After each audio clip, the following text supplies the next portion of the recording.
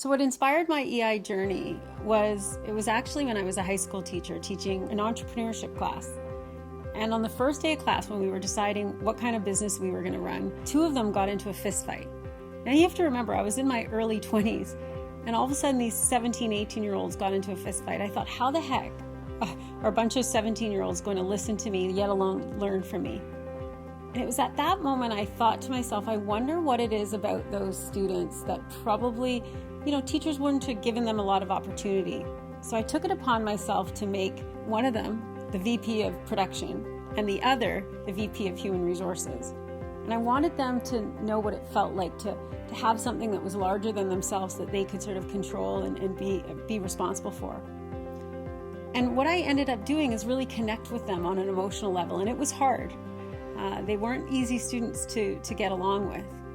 But I met them where they were at and tried to make them feel like they were important and what they were doing was important. You have to remember, they were given a lot more responsibility than the other students in class. They had to close the business down. They had to count the money that we made in that business. They had to market it. They had to work with our vendors.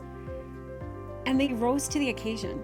And what ended up happening, because I connected with them on such an emotional level and I figured out what made them tick, all of a sudden great things happened. The one student who was, in a lot of trouble in schools and at the principal's office a lot of times, ended up being the most improved student in the high school. And as I was writing the book, this was 20 years later, I reached out to both of them. I could only find the one student.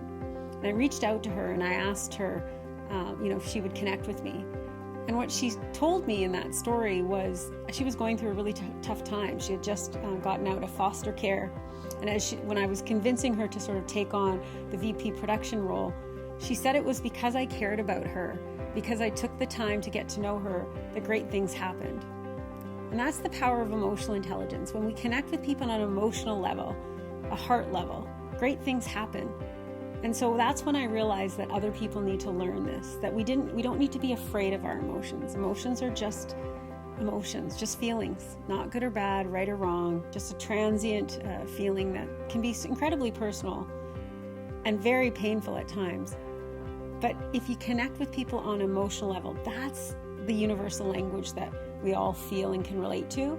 And that's what I did with the students, and that's what changed their lives and mine in the process.